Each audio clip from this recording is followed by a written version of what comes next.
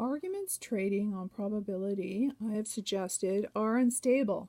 Like certain women, they go off at the worst possible moments. The theory of probability is in the business of assigning numbers to events. The theory assumes explicitly what everyone ordinarily takes for granted, and that is that if events are assigned probabilities, they are determined by means of a random process. An improbable God must thus be improbable in virtue of the process that controls his improbability. Just which random process is designed to yield the deity as a possible outcome? It is by no means easy to say, which is one reason, I suppose, that on this subject Dawkins says nothing at all. Whatever the process, the probabilities it reveals depend on the way they are described. Events that are improbable over the short term become probable, and even certain over the long term, as when typing randomly in solitude, a single monkey, a great ape in virtue of accomplishments to come, recreates Shakespeare's Hamlet with every comma in place and variant spelling noted. No one expects this prodigy to finish up quickly, of course, which is another way of saying that it all depends. An improbable God denied access to being over the short term may find himself clambering into existence over a term that is long. But having failed to control the circumstances by which God's probability is assigned, Dawkins has also neglected to mention how long those circumstances have been in operation.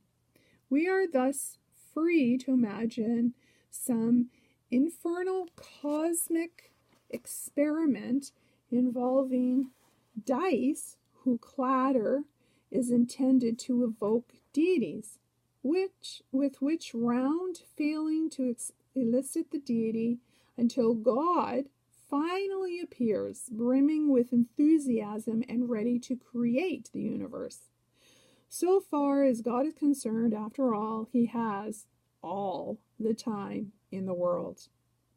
It all depends, of course. Explanations without end. When expressed as Dawkins expresses it, the ultimate 747 gambit explodes and then gutters out inconclusively. But often arguments of this sort carry with them a shadow when prepared in a pinch to take over from the main character. In the case of the 747 gambit, the shadow is given over to meditations concerning the structure of rational explanations. It is an important topic and one that Dawkins is prepared to cover in the cloak of his carelessness. A single power assumption is at work throughout. Unlikely events require an explanation. The power assumption trails in its wake two additional assumptions. The first is the old standby. The universe is unlikely, and the second is long stood by. If God created the universe, he must be more unlikely than the universe he created.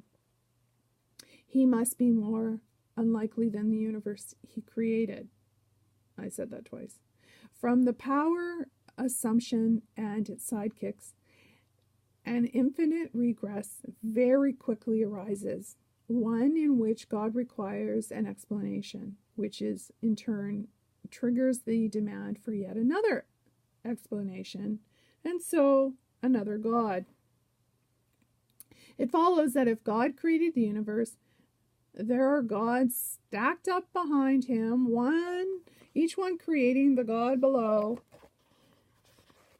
Either we give up on him, formally him, or we need to get to the God who really gets things going. And since there seems by this argument to be infinitely many of them, each presumably more powerful and certainly more intimidating than his subordinates, this is an inquiry guaranteed either to fail or to lead to a revival of an especially vigorous form of polytheism.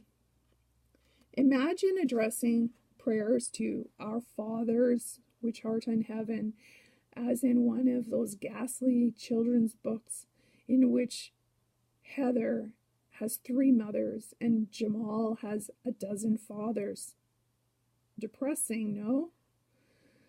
The demand that explanations mention only events no more improbable than the events they explain is in any case intolerably abstemious. How often have I said to you, Sherlock Holmes observed to Watson, that when you are eliminating the impossible, whatever remains, however improbable, must be the truth?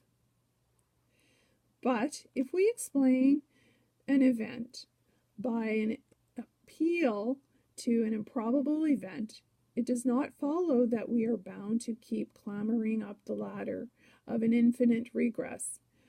When in The Perfect Storm, Sebastian Junger described a freak storm off the coast of Nova Scotia, he was explaining shipwreck at sea by means of a very rare confluence of meteorological factors. Such explanations are common throughout the sciences, and they are common in ordinary life.